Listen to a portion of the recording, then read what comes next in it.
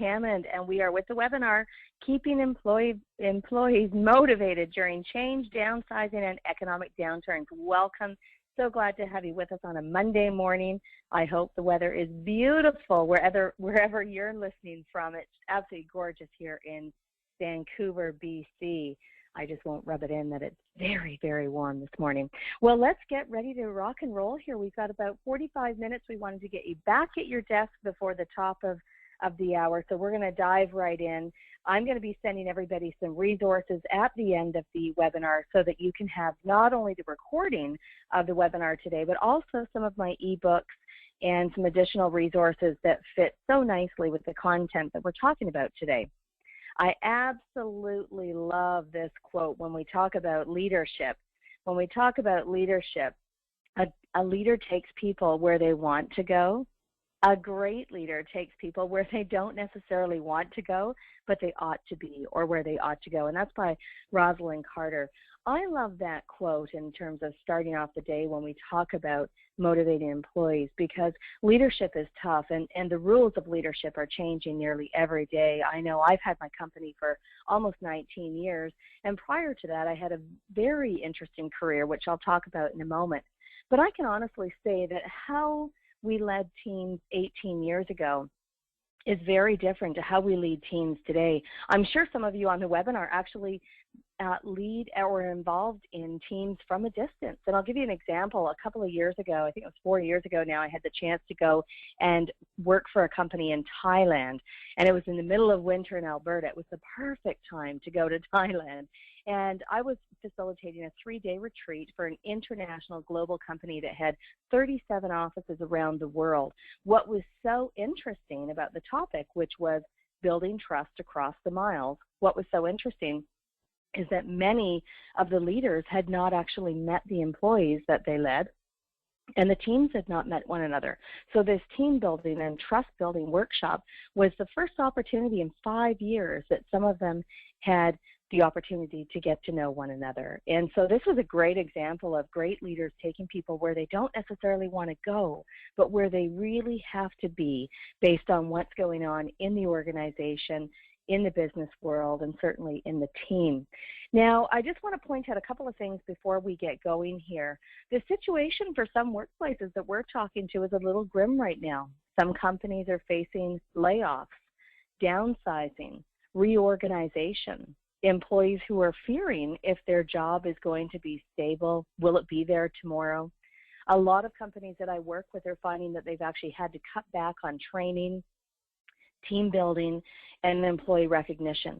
And that's creating a sense of dissatisfaction in the workplace for many. Some organizations and businesses are saying that the culture is really changed right now because of these uncertain times. There's a sense of distrust or uncertainty in the workplace, and that's challenging the corporate culture quite a bit. And some companies I'm talking to are saying it's business as normal, Charmaine. Nothing's changed. Things are going along the way that we planned, and we aren't downsizing. We're upsizing, we're growing, and we're plunging forward. The important part is to recognize that all of us, the companies that we work for or with, we're all in different states of change, growth, and transition. And there's one thing I know for sure: change, growth, and transition and downsizing will always be a part of business. And there's, of course, those cycles that we go through. In 2000, I did my master's degree. I was living up in Fort McMurray, Alberta at the time, and I had the wonderful opportunity to actually go through working in a boom economy, and it was such a fantastic learning. One of the biggest learnings that I heard after interviewing hundreds of leaders and employees in the community from big business, small businesses, and nonprofits was that these cycles that come up over and over again are often more challenging because we didn't always learn from the previous cycle or apply some of the learnings, and we didn't plan for what comes next. What we're going to talk about today is some of those plans that you can implement for what comes next. My promise to you as we go through our time together is that we're going to cover a lot of content.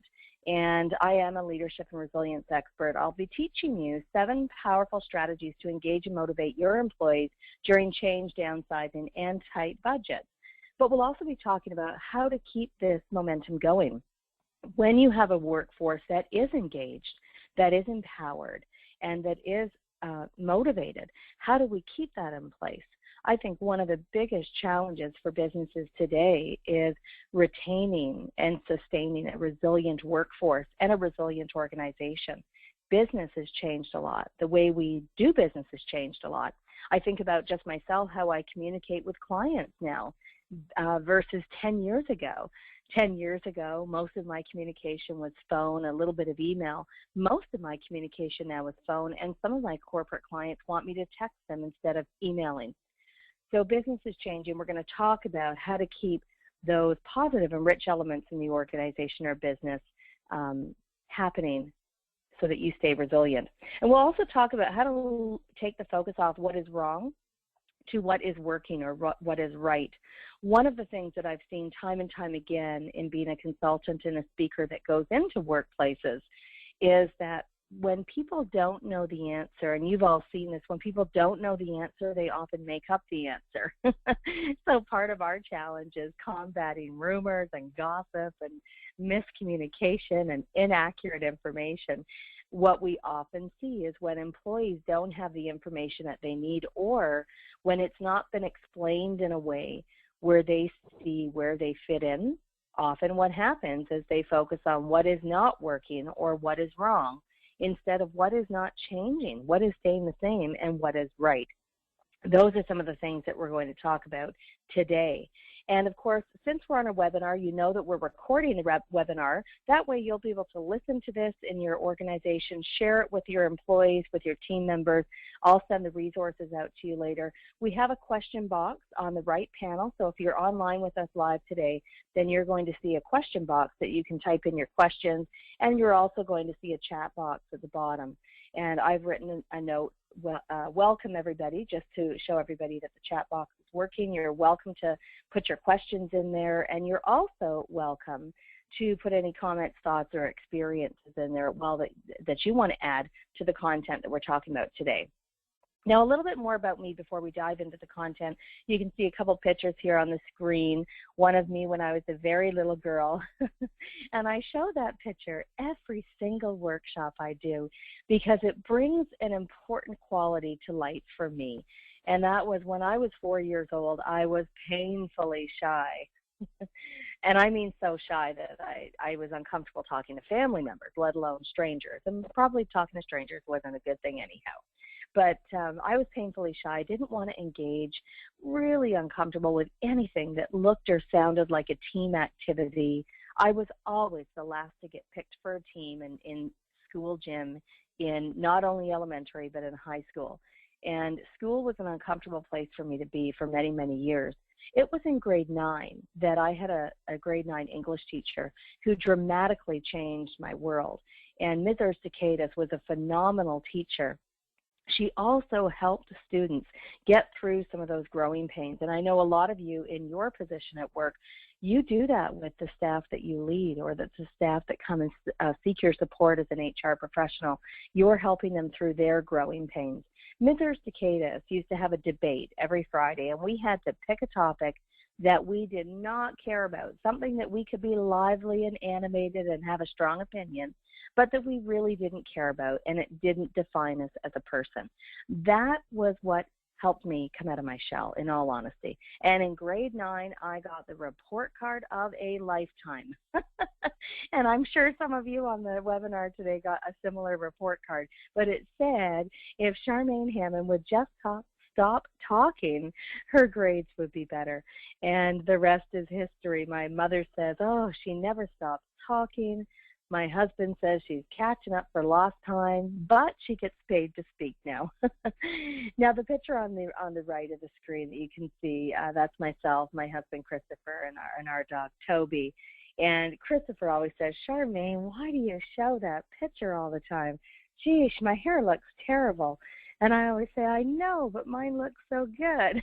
But I show that picture because that was a time in our life where things really, really changed in our business world. I became an author of several books by this time.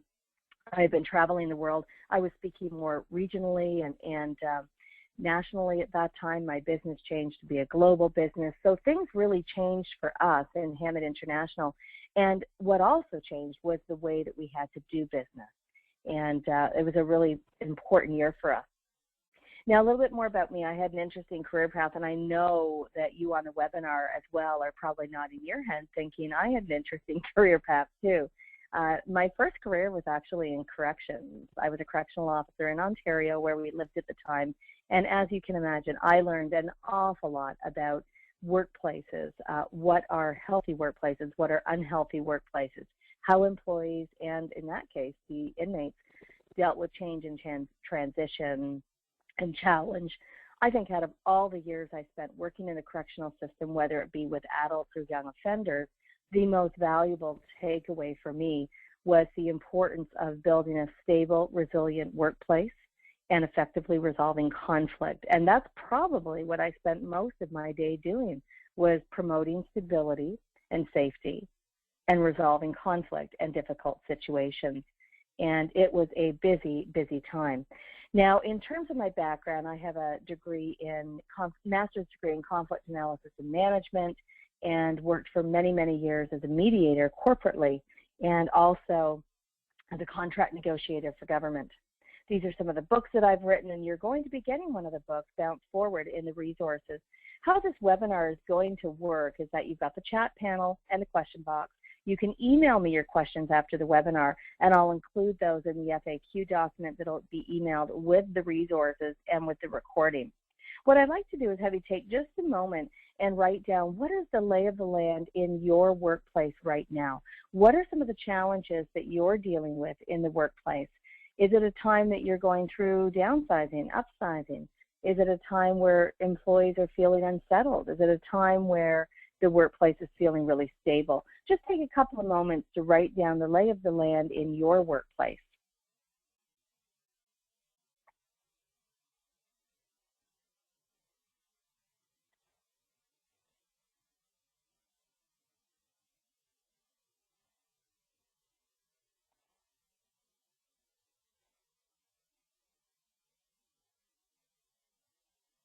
All right. We're going to talk about the 7 ways to keep employees motivated during these times. The first way is to communicate, and I know this is not a surprise to any of you listening, but communication is absolutely so critical.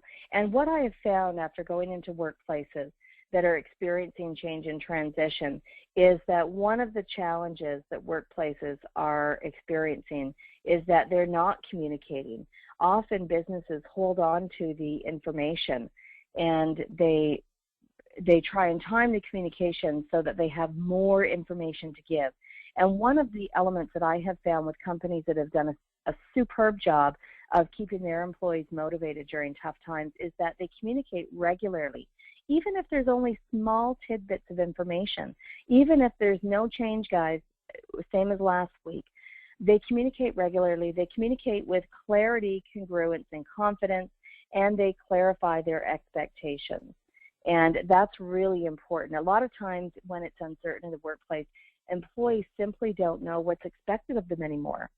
And what happens is not only does that build uncertainty, rumors, and gossip, it also lowers performance, because if people are unclear of their expectations of what needs to be done and how in this particular moment or time that our business is experiencing, is that they will back off.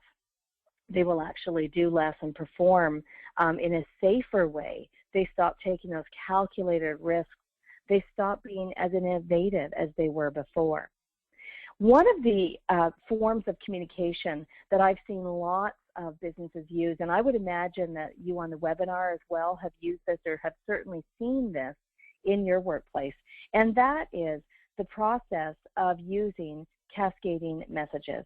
And cascading messages are those messages that you deliver over time through several different conduits. I'll give you an example. One of the companies that I worked with, it was a municipal government. They had an interesting change cycle.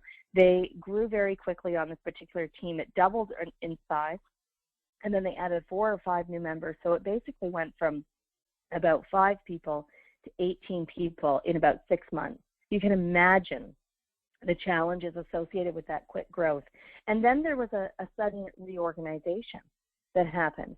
And that team of 18 or 19, whatever that was then separated again, not only physically by moving them out to a different building, but the roles changed, the whole department changed. And it was a really challenging time for them. How they kept stability in that group was to clarify expectations. They met more than usual. They actually had more frequent staff meetings, but shorter staff meetings, and they found that to be very beneficial.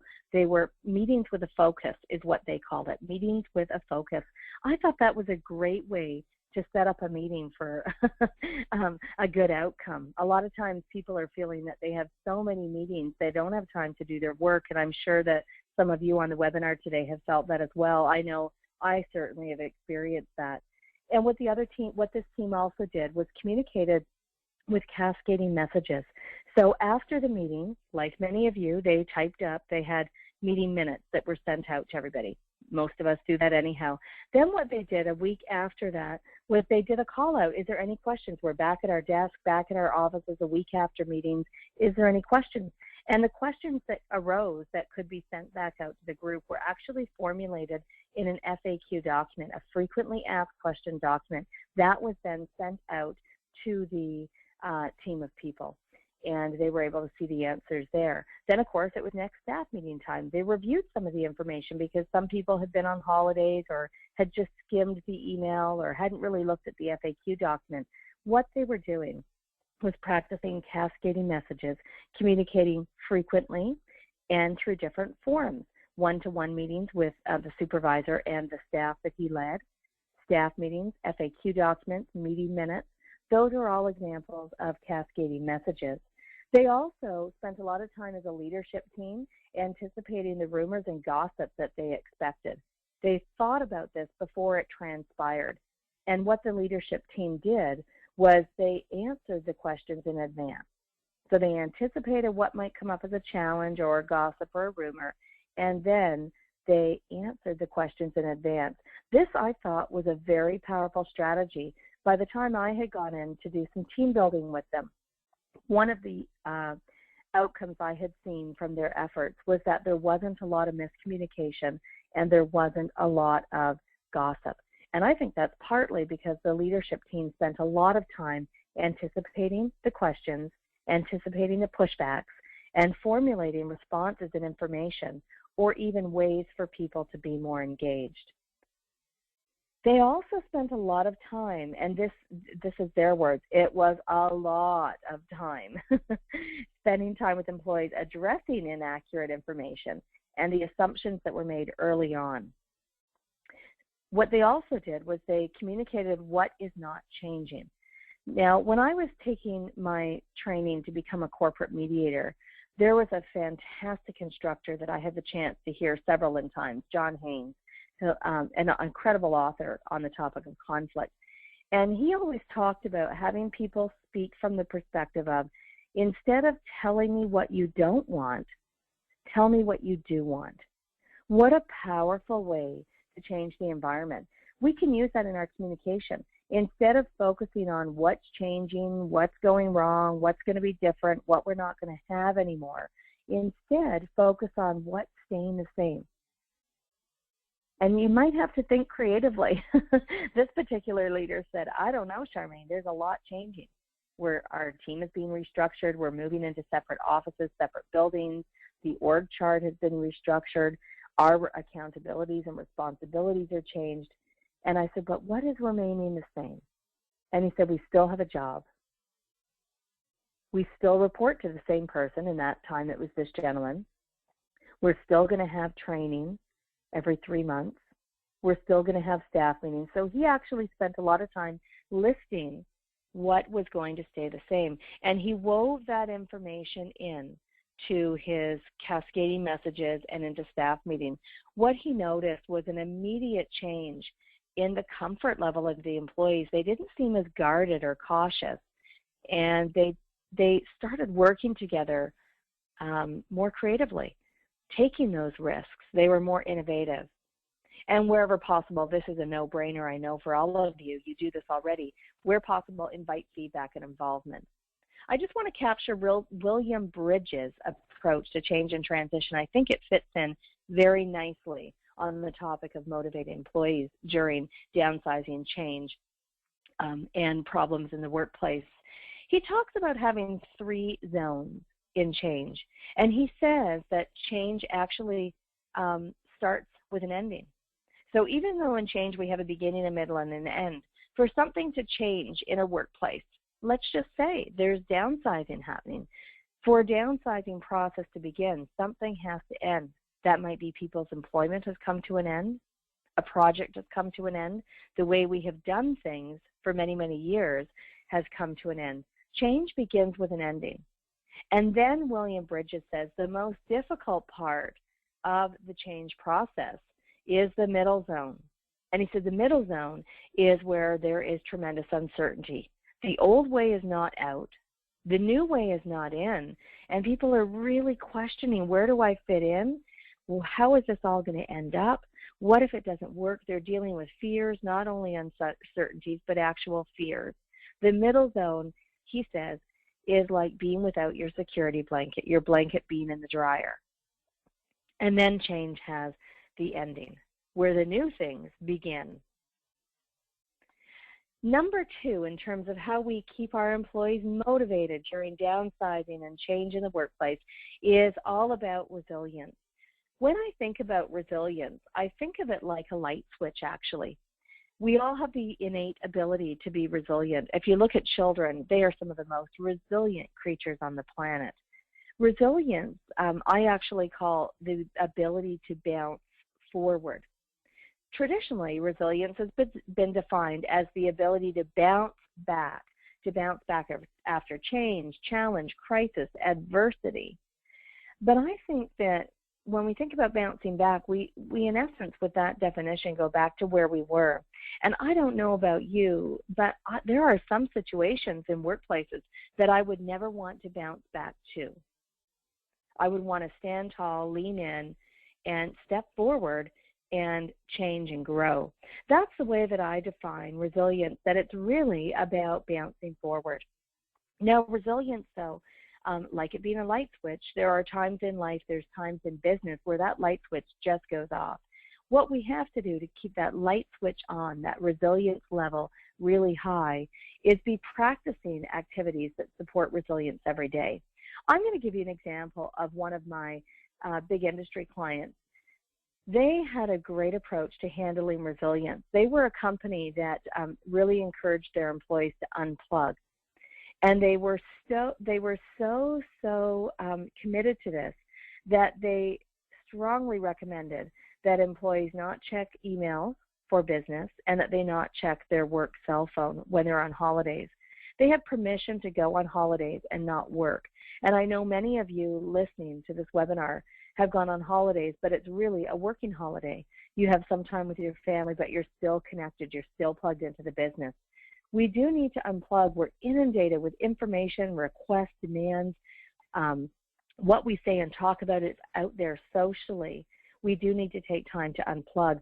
But in order to do that, we have to have a culture that A, supports it, and B, where leadership provides those directions that it is okay to be unplugged, because there is the other side of the coin.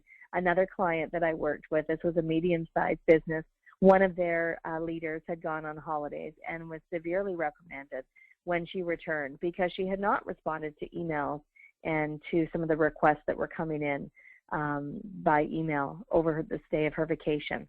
She had done an amazing job of setting up a communication plan with her assistant and with her leader, so everything should have been handled, but there was an expectation by other people on the leadership team that even when you're away, you should still be working because that's what leaders do.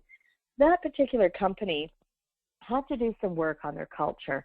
They obviously had some differences of opinion with the leadership group around what a vacation meant and how being connected or not connected, plugged in or not plugged in, would actually look. And they were actually giving employees mixed messages. Part of what they did was spend some time together planning their culture and planning how they would encourage and foster resilience in the workplace. Not only did they adopt a little bit more of an unplugged approach, they still did have people plugged in. But there was more comfort with people unplugging on things like vacation or not having to have their cell phones on in a conference and be running in and out of the room every 10 minutes to respond to something. But some of the other things that this particular company did to support resilience, I thought were pretty interesting. They looked at resilience as well from the physical wealth or health and wellness of the employees. And what they did is they created activities at lunch. On Tuesdays, I believe it was, they had a yoga instructor come in and just do yoga in one of the meeting rooms, and people could go for a 40-minute class. One of the employees actually started a walking club, and it began with, I think, 2 or 3 people who would go for a quick walk at lunch or actually walk to go get their lunch. And this grew and grew and grew to the point that there was about 30 or 40 people walking every lunch. They met at 10 after the hour, walked for half an hour, were back at their desk before lunchtime was up. They had a really interesting ripple effect that happened from the walking club, was that people were able to turn work off. They actually unplugged, even though they had their cell phone with them. They didn't talk about work the whole time. And that was the fear of HR and the leaders, was that this was going to turn into sort of a staff meeting on the run. And it didn't. People got to know each other better. They shared what they were learning in workshops and conferences. They talked about their kids, their families, what they're doing in the community, their dreams, what their retirement plans are. The employees really got to know one another. And they also did things like stocking the vending machines with healthier food options. And they did activities such as once a month potluck. They also did things like share a skill. They created an expectation that when someone would come back from a training or a workshop, they would have 15 minutes on the staff meeting agenda to share with their colleagues what they learned, how the training impacted them as a professional and personally. And then there was a takeaway. How did this employee implement what he or she learned? And that was really exciting because it also put the employees in the position of helping one another with their personal growth, with their professional growth. I thought that was a great way to really show the whole aspect of growth and resilience.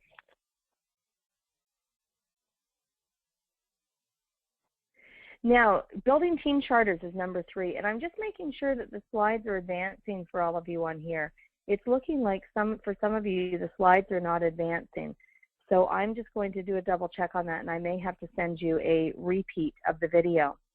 Now, with the particular concept of building team charters and building teams, this is so essential, so essential in the workplace, especially during challenging times. We often build teams when the team is doing great, or we come in when there's a crisis, but we don't do anything in between. And what I know is that when you can build a team consistently through the year, in good times and in bad, or as one author says, during the good, the bad, and the ugly, when you can build your teams that way, you will have a much more resilient organization, but you will also be able to have teams that are built to stand the test of times. They function well in good times, and they function well in challenging times. Now, in terms of building teams, I love the HALSTAC working style inventory. I use this all the time as a professional speaker going into companies to help them with their team building and to also help them with developing skills. And HALSTAC says there are 4 working styles. This is a little bit different than a personality indicator and certainly different than DISC, but you might see some similarities.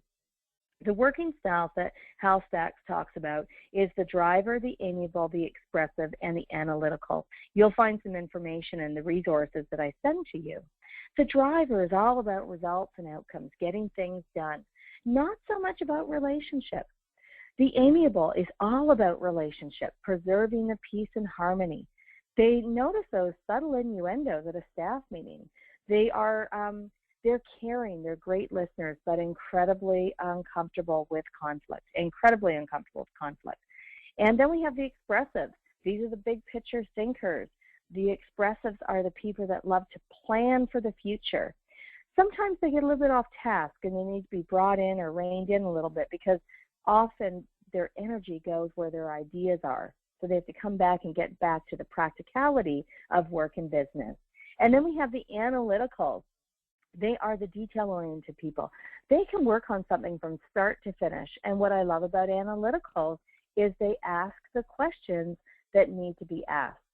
They really don't want to make mistakes or do things a second time. So they spend a lot of time on being prepared, taking notes, and being able to have the big picture before they move forward. Like the amiable, they're also uncomfortable with conflict. When we build a team, we want to make sure that we build the team recognizing all four of the working styles, but that we teach people how to be all four of the working styles. What I mean by that is that when you can teach people to show up more like a driver when they're going to talk to a driver, or more like an analytical when they're working on a project with an analytical, this will reduce some of the discomfort or stress in the communication. People work better together, they're more productive together, and of course the end results are much, much more positive. We also want to help people, this is step number 4, recognize the wins and accomplishments. Take a moment and jot down some of the things that your company does, some of the activities that your company does to recognize the wins and accomplishments, big and small, in your organization. So I'll just give you a moment to do that.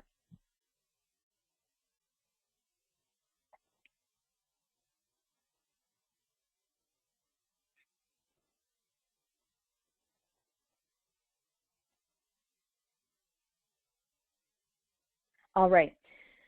Recognizing wins and accomplishments. This is so critical in keeping employees motivated. And when we talk about wins and accomplishments, we don't necessarily mean the big project has come to an end. Certainly we want to recognize those level of wins and accomplishments, but we want to recognize people on a week-to-week basis. Here's the caveat. Recognition is best received and ripples out through the workplace when it's sincere. It doesn't always have to have a prize or something physical attached to it. I remember one of the most appreciated acknowledgments I ever received as a staff. This is going back to my days as working in a nonprofit organization, so taking you back 25 years plus. And our team had gone through a number of changes. We actually had discontinued a couple of programs because the government funding didn't come through. So we did have some downsizing, but we also had loss. We had loss of programs, loss of the clients that we served for many years that wouldn't be coming back to the organization because the services were no longer there. And my supervisor came in one day. I had just finished a report for the board, and I was really nervous about it. I had never done a report for the board before. It was a different style of writing. I really wanted to be accurate, and I wanted to do a great job. And after all, this was the board of directors.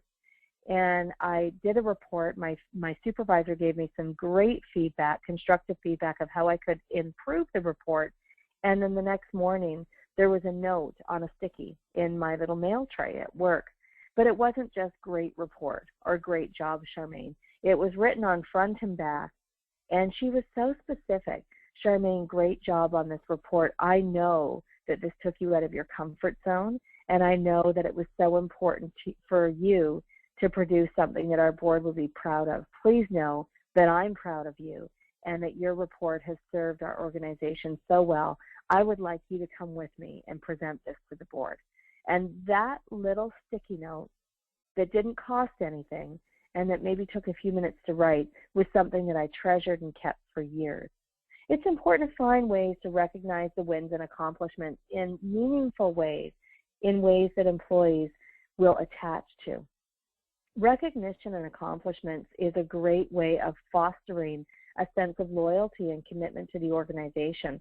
And when there's downsizing and change going on in the organization, people are not feeling as committed as they were before the change.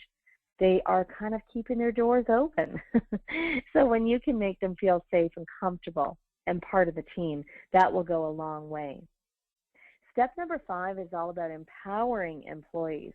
We've got to encourage creativity amongst employees. And one way to do this is by having them offer ideas on how to make the company more successful, or offer ideas on how they see those everyday challenges or frustrations being handled, or ways that in performance or productivity or cost savings could be improved. One of the companies that I worked with actually found a way to reward employees for their tremendous feedback.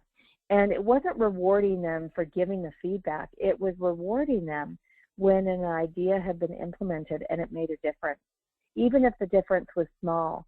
And they rewarded employees in really interesting ways. Again, it wasn't a day off. It wasn't, here's some additional benefits. It wasn't actually monetary. The company had no money to give. They were downsizing. But what they did is they found meaningful ways. One employee that had done a cost-saving solution. And actually, what was so interesting was everyone said later, oh my goodness, this was so obvious. How did we all miss this? That was great learning, because sometimes we don't see the obvious solutions because we are so knee-deep in the problem. This particular employee found a solution, and what they did, this employee was very, very committed in the nonprofit world and had a charity that she absolutely loved. And what the company did is they gave her a day off a month paid to go and volunteer for her favorite charity. And every year they supported a donation. It was a small donation, but a donation from the company in that employee's name.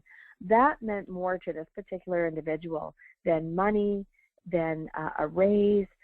It was about appealing to her why. What else is important to her in her life besides her job?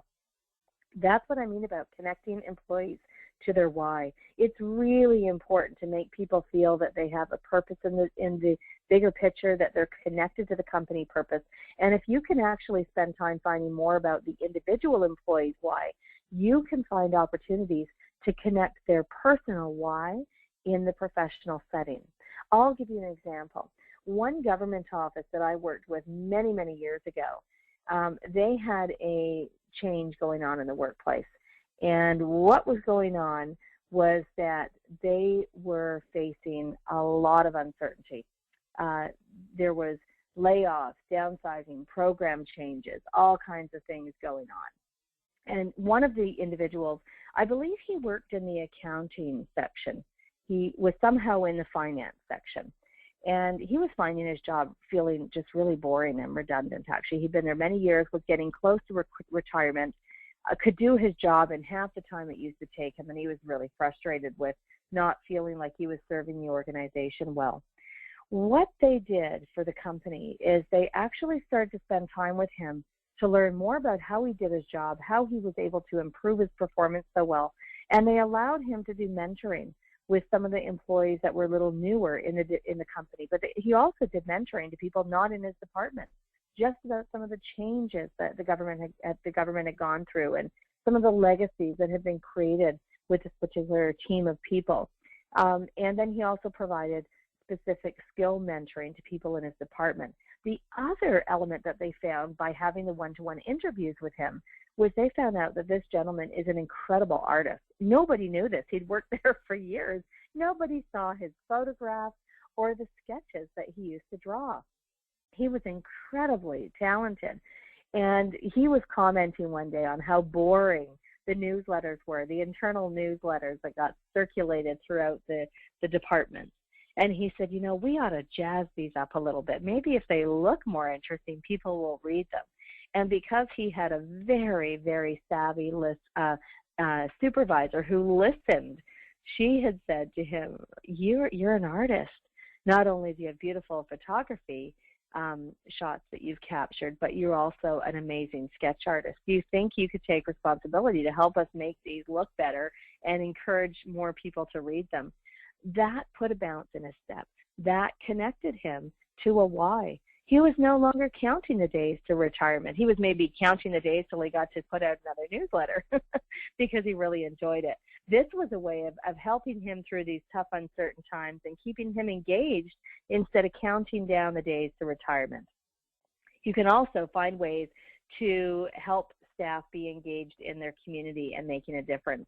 Some of the organizations I've worked with actually have community days where once a month the team will go and do an activity to support a local charity or community group. One of my clients, actually in the health and wellness industry, what they did is every month they would go down and work as a team in the soup kitchen. And this was a part of their team building training. But what happened was the outcomes were far, far richer than a team that was working well together. the outcomes were that this team was feeling connected in their community. They felt like they were making a difference. For many of them, this touched their lives in an incredibly deep way, and they continued volunteering there long after this particular project ended and a new one came about. Number 6, and of course you all know this as well, resolve issues quickly and effectively. Address issues before they become too challenging or difficult. There's a lot of conflict that comes up during downsizing and corporate change. People don't know what's going on. They're nervous. Old conflicts definitely resurface. I used to see that a lot as a mediator. In fact, when companies were going through downsizing and change, we saw this all the time, that our phones would ring off the hook. Old conflicts would creep back up. But this time they were accompanied by more fear, more drama, more emotion, and more intensity. As you're going through these processes in the workplace, if you notice something is off, if you're hearing gossip, address it quickly and effectively. If you're hearing conflict, make sure that you have the opportunity to help employees through it. You may find that you've got employees in the workplace that are not highly skilled at courageous dialogue and resolving difficult conversations. There may be a need for some internal mentoring or coaching. Perhaps there's a need to send somebody to a course on courageous dialogue or conflict. But I can tell you, when people are equipped to deal with these issues, there's a stronger likelihood that they will resolve them on their own in a meaningful and positive way. It's not only about us leading them through the process, but making sure that our employees have the skills that they need to resolve conflict effectively. The other important part here, though, is that we have to make sure that we circle back and follow up. I see it all the time in workplaces. I go in and provide training on how to build team charters, which is how employees get along together, how they're going to work together. I go in and help teams develop skills around courageous dialogue and conflict management, or turning a confrontation back into a conversation that's respectful. And I think the key piece that I see missing is that after the resolution of a conflict, everyone kind of goes back into their own world, and nobody's checking in to make sure what was resolved is working, that the solution or the outcome is still meeting people's needs, that people are okay. That debriefing and follow-up is essential to ensure that old conflicts don't come back.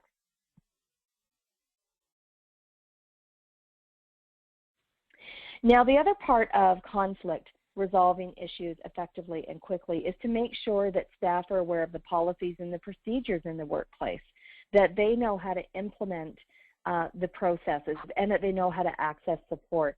A lot of times conflicts go unmanaged in the workplace because people are too embarrassed to bring it up to an HR professional or to their leader. They're afraid that they may end up in hot water.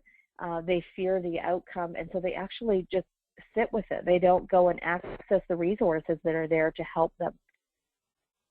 And number 7, plan for what's next. Planning for the downturn and the upturn. Do you have a succession plan? If you don't, this is a great time to create one. A succession plan, and you'll notice I spelled it like success. You want to have a succession plan that not only focuses on the key people in a company or the organization, like the CEO.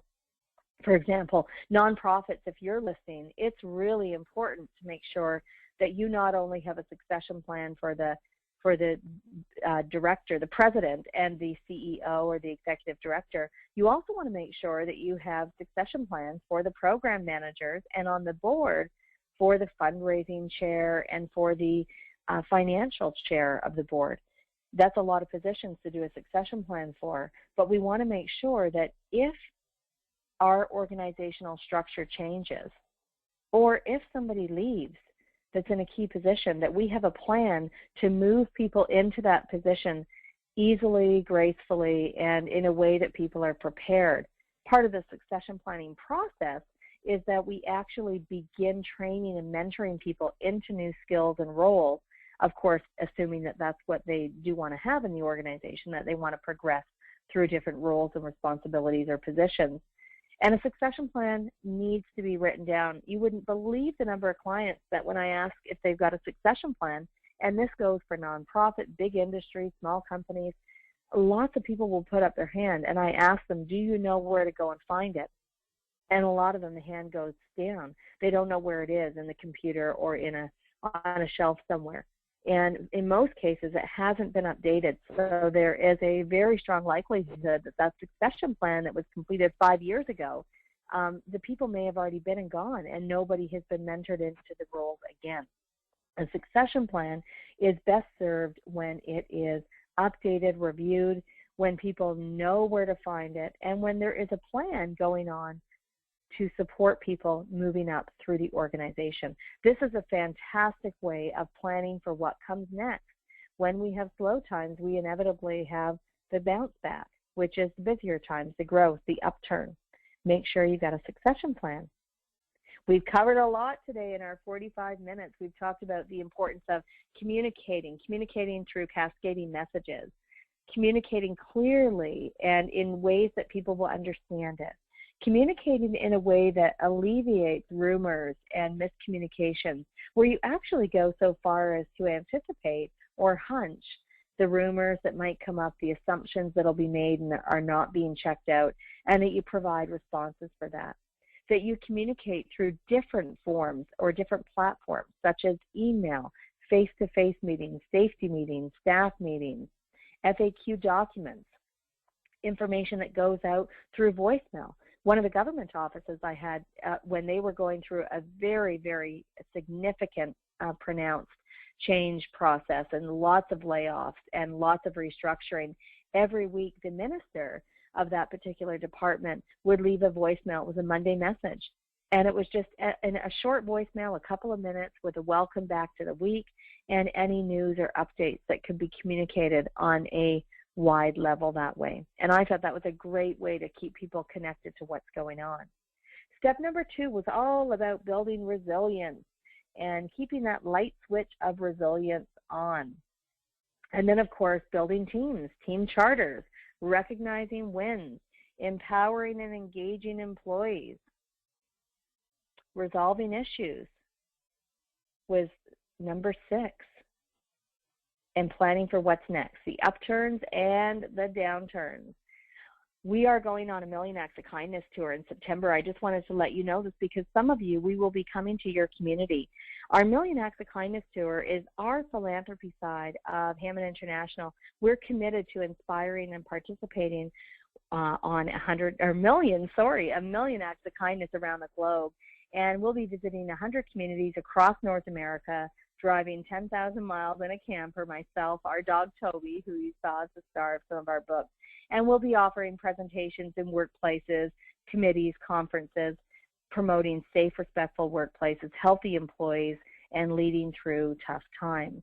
We'll also be doing a number of events in communities, youth leadership programs, speaking to schools about kindness and anti-bullying, putting our children's books in schools, and then, of course, speaking at 2 small organizations as well. If you would like to be involved in our tour, if you want to make sure that we're coming to your community, and if there's an opportunity to connect with you about our visit to your community, we would love to do that. We still have a few spots left on the calendar. They're filling up so quickly. But if there is a way that you would like to be involved, we would love to support you on that and have you part of our tour. We also have a few more webinars coming up, Leading Teams Through Tough and Difficult Changing Times, June 15th. We'll send you the information about that.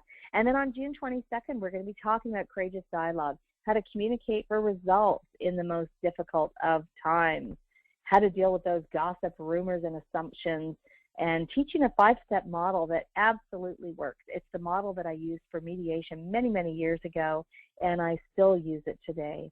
June 16th, we're going to talk about succession planning.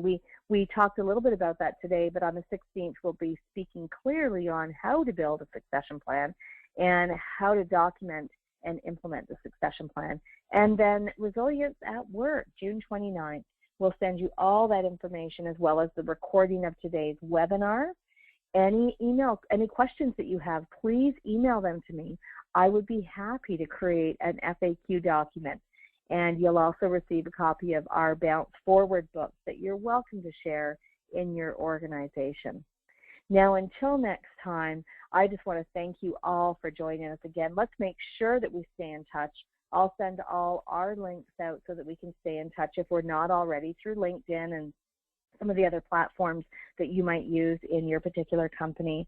And as we wind down and pull together this 45 minutes on how to lead teams and keep them motivated in downsizing, in downturns and tough times, my final words to you would be to be kind. Kindness is in you to give. Please share it. Please give kindness. And it really is one thing that will act like glue in an organization and help them through the most difficult and challenging times. Be kind. Thank you. It's Charmaine Hammond, and I appreciate you joining us today.